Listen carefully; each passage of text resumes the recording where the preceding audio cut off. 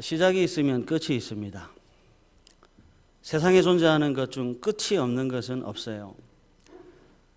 태어난 것과 시작된 모든 것은 그 시와 때는 정확히 알 수 없지만 끝이 나기 마련입니다. 귀머거리 3년, 벙어리 3년, 장림 3년이라는 시집살이에도 끝이 있고요.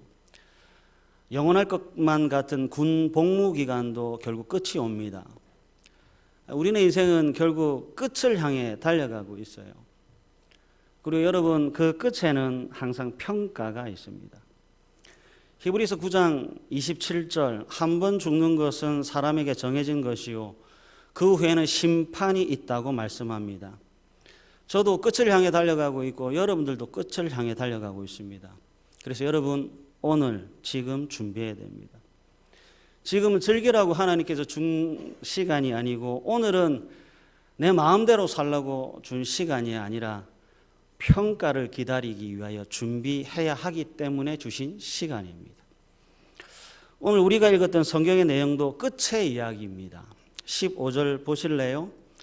각각 그 재능대로 한 사람에게는 금 5달란트를, 한 사람에게는 2달란트를, 한 사람에게는 1달란트를 주고 떠났더니 주인이 각 사람의 재능에 따라 금 5달란트, 금 2달란트, 금 1달란트를 종들에게 나눠주는 것으로 이야기를 시작하고 있습니다. 주인이 종을 압니다. 한 번 더 말씀드릴까요? 주인이 종을 압니다. 그래서 1달란트를 받아야 할 사람에게 5달란트를 주지 않아요. 5달란트를 받아야 할 사람에게 1달란트를 주지 않아요. 왜 그런가 하면 주인이 종을 정확하게 알기 때문에 그렇습니다. 우리는 인생이 피곤한 이유는 비교 때문에 그렇습니다. 끊임없는 비교가 사람을 매우 피곤하게 하고 힘들게 합니다. 보십시오. 종들이 서로 얼마를 받았는지 서로 묻지를 않아요. 너는 얼마를 받았느냐고 묻지를 않습니다. 많이 받은 자는 우쭐거리지 않고요. 적게 받은 자는 실망하고 좌절하지 않습니다. 왜 그렇지요? 많이 받으면 많은 책임이 따르고요. 적게 받으면 작은 책임이 따를 뿐이기 때문에 그렇습니다. 대통령의 아내 영부인에게 찾아가 대통령과 사는 것이 부럽다고 하면 돌아오는 대답이 뭘까요? 대그룹 회장 부인에게 찾아가 부럽다고 하면 돌아오는 대답이 뭘까요? 목사 부인에게 찾아가 사모님 부럽습니다 하면 돌아오는 대답이 뭘까요? 대학원 동기들 대부분이 저보다 한 17살이 어립니다. 그래서 저를 형님이라고 부르고요. 제 집사람을 형수님이라고 불러요. 1년에 한두 차례나 오랜만에 동기들이 만나면 그래요. 형수님은 참 좋겠습니다. 형님이 가정적이고 집안일도 잘 도와주고 배려도 많이 해서 참 좋겠습니다. 그러면 집사람이 조용하게 미소를 지으며 한마디 딱 하는 거지요. 한번 살아보세요. 사는 건 다 똑같습니다. 완전한 사람, 완벽한 사람은 없습니다. 중요한 것은 인정이에요. 만약 옆집 남편과 내 남편을 비교해서 행복해진다면 계속 비교하십시오. 만약 옆집 자녀와 내 자녀를 비교해서 행복해진다면 계속 그렇게 하십시오. 그러나 비교하면 할수록 불행해진다면 하지 마십시오. 만약 옆집 남편과 옆집 자녀와 비교를 해서 변화가 되고요. 행복해진다면 계속해서 비교를 하십시오. 그러나 비교를 해서 내 마음만 상한다면 포기하십시오. 세상 천지에 내 옆에 있는 짝지를 대신해 줄 수 있는 사람은 없습니다. 세상 천지에 나를 아빠라 불러주는 유일한 아들과 딸은 한 집에 살고 한 상에 먹고 마시는 그 녀석들밖에 없습니다. 있는 것을 그대로 인정하십시오. 받은 것을 받은 것 그대로 인정하십시오. 있는 것을 있는 그대로 인정하십시오. 그리고 나를 있는 그대로 인정하십시오. 되지 못한 것, 이루지 못한 것들을 두고 한숨 쉬지 마세요. 내가 할 수 있는 것, 내가 해야 할 것이 무엇인가에만 집중하십시오. 그림의 떡은 그림일 뿐 나를 배부르게 하지 못합니다. 성경에 이르기를 모든 산 자들 중에 들어있는 자에게는 누구나 소망이 있음은 산 개가 죽은 사자보다 낫기 때문이라고 말씀합니다.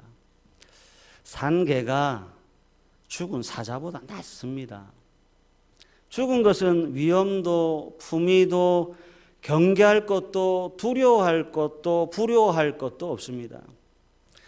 짖는 소리가 좀 앵앵거려도 산개가 훨씬 더 낫고 생명이 죽음보다 낫습니다.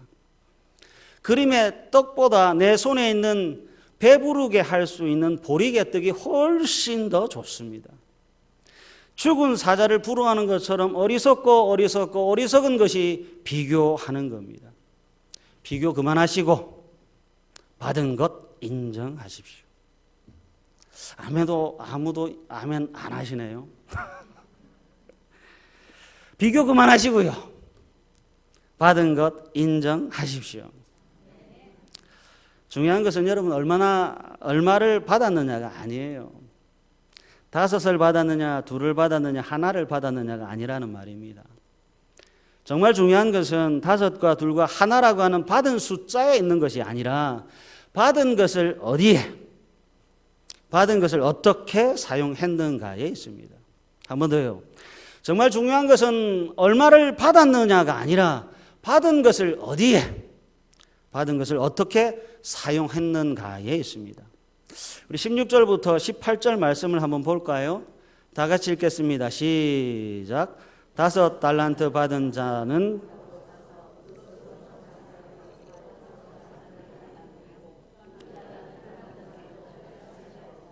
또 2 달란트를 남겼으되 1 달란트 받은 자는 가서 땅을 파고 그 주인의 돈을 감추어 두었더니 두 종은 주인으로부터 받은 것을 가지고 장사를 했고요. 한 종은 주인으로부터 받은 것을 그대로 땅에 묻어 뒀다고 합니다. 장사한 종들은 각각 5과 2를 남겼고요. 땅에 묻어 놓은 종은 받은 것 그대로 하나입니다. 끝에 주인이 돌아왔고 끝에 주인이 결산을 합니다. 여러분들이 만약에 주인이라고 한다면 누구에게 상을 줘야 하고 누구에게 벌을 줘야 할까요? 금액만 놓고 본다면 손해를 본 사람은 아무도 없습니다. 금액만 놓고 본다면 5을 남긴 사람이 가장 큰 상을 받아야 옳습니다. 그런데 21절과 23절을 보십시오. 5이나 2를 남긴 사람을 향한 주인의 평가가 토시 하나 틀리지 않고 똑같습니다. 21절도 23절도 모두 그 주인이 이르되 잘하였도다 착하고 충성된 종아 내가 적은 일에 하였음에 내가 많은 것을 내게 맡기리니 내 주인의 즐거움에 참여할지어다 라고 말씀합니다. 주인이 공평합니다. 주인이 참 공평합니다. 5과 2과 1의 달란트를 줄 때 재능에 따라 나눠줬습니다. 그래서 한 사람은 많이, 한 사람은 적게 남겼습니다. 세상의 판단에 따르면 많이 남긴 사람이 더 큰 상을 받아야 옳습니다. 그러나 여러분, 하나님의 나라는 많고 적음에 따라 상벌이 주어지는 것이 아니라 충성에 있습니다. 하나님의 나라는 많이 그리고 적은 것에 양에 있는 것이 아니라 충성에 있습니다. 금액만 놓고 본다면 손해를 보지 않은 1 달란트 받은 사람도 잘못한 것은 없어 보입니다. 그러나 주인은 26절 악하고 게으른 종아라고 평가합니다. 왜 그렇지요? 충성이 없습니다. 충성이 없어요. 그래서 게으르고 충성이 없어요. 그래서 악합니다. 여러분 이해가 되시는지요? 고린도전서 4장 1절과 2절입니다. 우리 다 같이 한번 읽어보겠습니다. 시작. 사람이 마땅히 우리를 그리스도의 일꾼이요 하나님의 비밀을 충성이니라. 아멘. 남기는 것이 중요할 수 있습니다. 그러나 더 중요한 것은 충성입니다. 여러분, 충성이 뭐지요? 충성은 능력이 아니라 마음입니다. 충성이란 주인을 향한 마음이고요. 주인의 뜻을 분별하는 것을 충성이라고 합니다. 주인의 뜻대로 주인이 하라고 하는 것을 지키고 행할 마음이 충성의 시작입니다.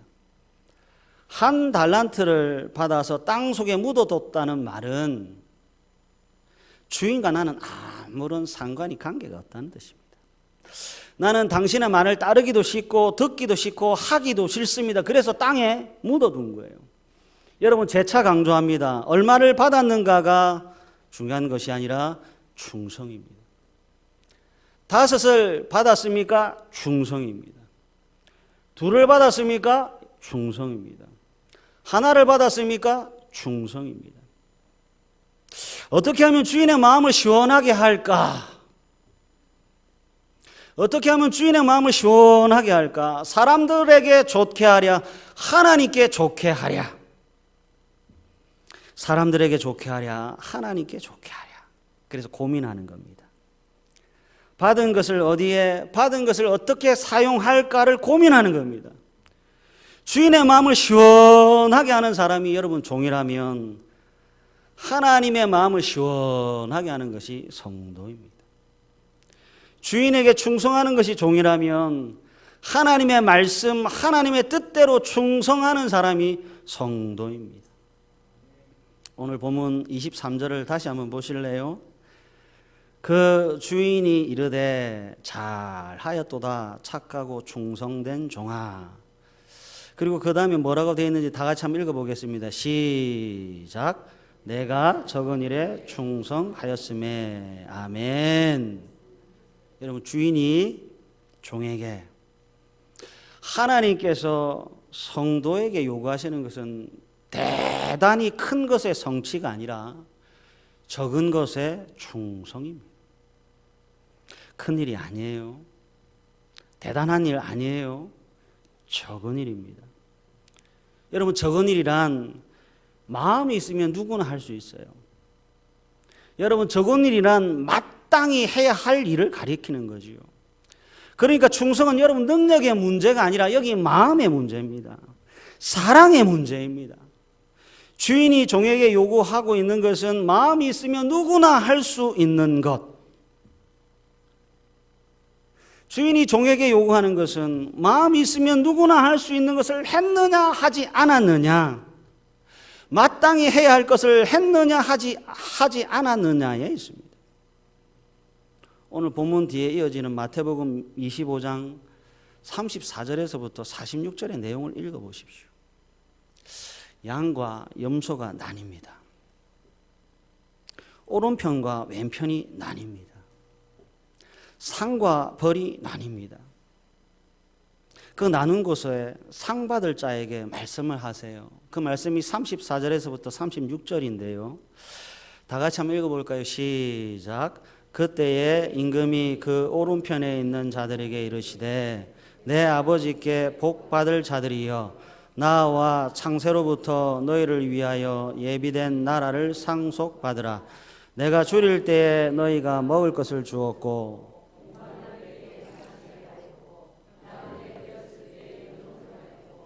헐벗었을 때에 옷을 입혔고 병들었을 때에 돌보았고 옥에 갇혔을 때에 와서 보았느니라. 아멘.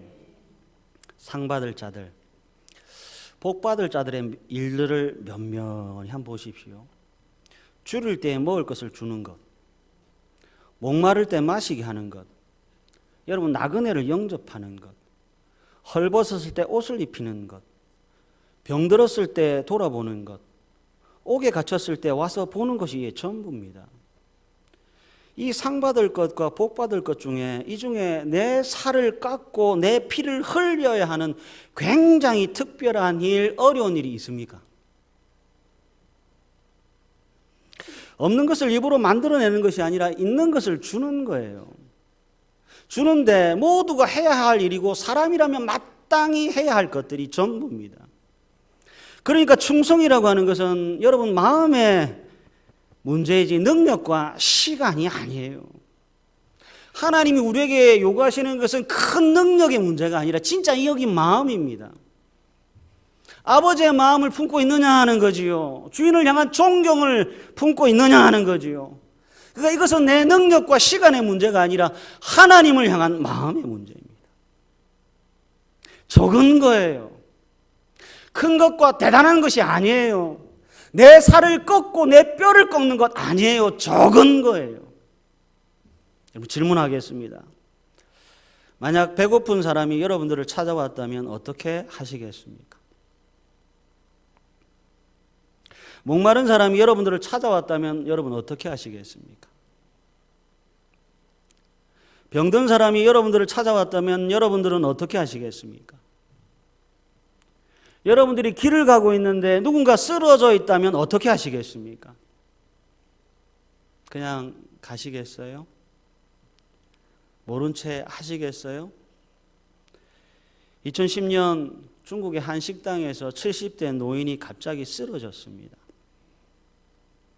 식당에 몇 명이 있었는지는 모르겠지만 많은 사람이 있었답니다. 그런데 어느 누구 하나 쓰러진 노인에게 다가가거나 관심을 보인 사람이 아무도 없었대요. 한참이 지난 후 노인은 죽고 말았답니다. 누구 한 사람 쓰러진 사람에게 다가가 살펴봤더라면, 그 중에 누구 한 사람이 병원에 신고만 했더라면 어떻게 됐을까요? 1964년 미국 뉴욕에서 한 여성이 괴한에게 35분 동안 폭행을 당했습니다. 그리고 사망했습니다. 그때 사망 당하는 사람의 목격자가 38명이었는데 그 중에 신고한 사람은 단 한 명도 없었대요. 영국에서는 4살 아이를 10살짜리 남자아이 2명이 괴롭히다가 살해를 했답니다.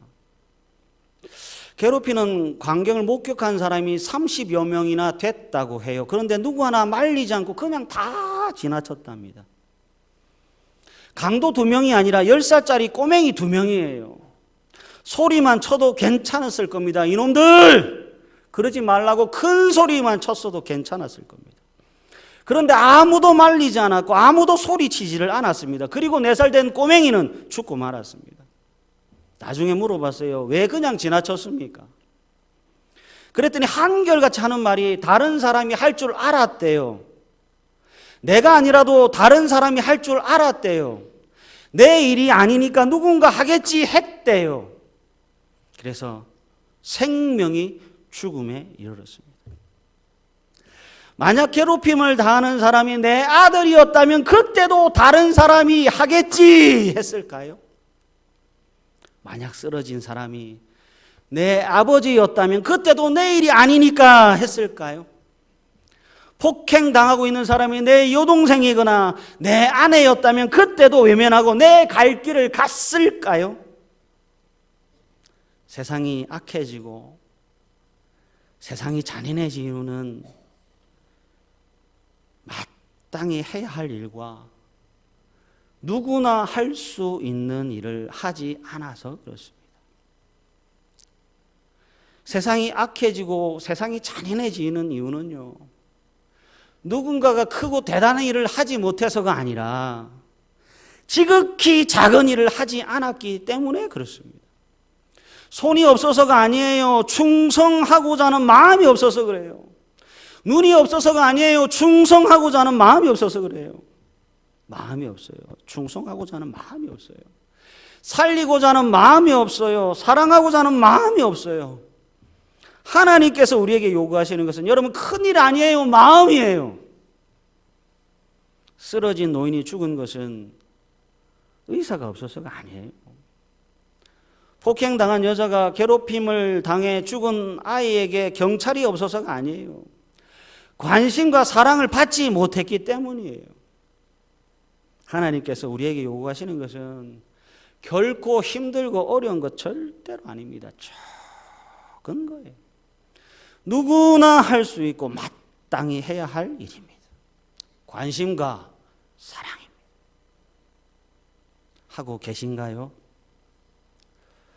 하나님께서 우리에게 요구하시는 것은 크고 대단한 것이 아니라 관심과 사랑이에요. 마음이에요. 사랑하는 가족 여러분, 하고 계신가요? 화면을 한번 보여주실랍니까? 보시는 것처럼 사막입니다.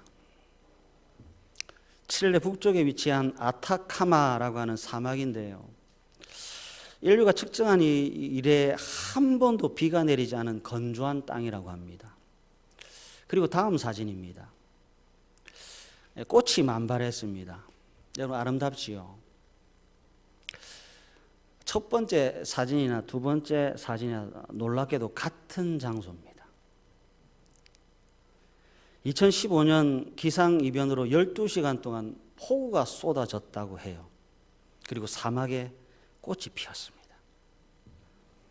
하늘에 있는 것이 땅에 내렸더니 아름다움이 됐습니다. 건조한 땅인 사막도 하늘의 것으로 채워졌더니 생명을, 감동을 줍니다. 성도는 하늘의 것으로 채워진 사람, 그래서 사막의 광야에 꽃을 피우는 사람입니다. 받은 것이 있고 사용해야 할 곳이 있습니다. 하나님께서 우리에게 준 달란트는 사용하라고 준 것이지 보관하라고 준 것 아닙니다. 하나님께서 우리에게 준 달란트는 충성하라고 준 것인지 아껴 쓰라고 남기라고 준 것이 아닙니다. 안도현이라고 하는 시인이 연탄재라고 하는 시를 썼는데 이렇습니다. 연탄재 함부로 발로 차지 마라. 너는 누구에게 한 번이라도 뜨거운 사람이었느냐. 자신의 몸뚱아리를 다 태우며 뜨끈뜨끈한 아랫목을 만들던 저 연탄재를 누가 함부로 발로 찰 수 있는가. 자신의 목숨을 다 버리고 이제 하얀 껍데기만 남아있는 저 연탄재를 누가 함부로 발길질 할 수 있는가. 달란트를 숨겨놓으면 안전하게 보관할 수는 있습니다. 그러나 칭찬과 상은 없습니다. 받은 달란트로 장사를 하면 위험 부담은 있지만 칭찬과 상이 있습니다. 어느 것이 좋은가요? 상입니까? 벌입니까? 악하고 게으른 종의 길이 있고요, 착하고 충성된 종의 길이 있습니다. 사랑하는 가족 여러분, 한 번 살고 한 번 죽습니다. 충성입니다. 마음을 좀 들이세요. 그리고 적은 일부터 하세요. 마음부터 들이세요. 그리고 작은 일부터 하세요. 하시되 갈라디아서 6장 8절에서 10절 말씀대로 하셨으면 좋겠습니다. 다 같이 읽겠습니다. 시작. 자기의 육체를 위하여 심는 자는 육체로부터 썩어질 것을 거두고 성령을 위하여 심는 자는 성령으로부터 영생을 거두리라. 우리가 선을 행하되 낙심하지 말지니 포기하지 아니하면 때가 이름에 거두리라. 그러므로 우리는 기회 있는 대로 모든 이에게 착한 일을 하되 더욱 믿음의 가정들에게 할지니라. 아멘. 하나님께서 우리에게 주신 달란트로 모든 이에게 착한 일을 하되 더욱 믿음의 가정들에게 하십시오. 충성입니다. 관심과 사랑입니다. 말씀대로 그리고 성령의 인도하신 대로 사셔서 착하고 충성된 종들이 되시고 오늘보다도 내일을 더 밝고 아름답게 만들어 가시는 빛과 소금이 되시는 성도들이 되시기를 간절히 바랍니다.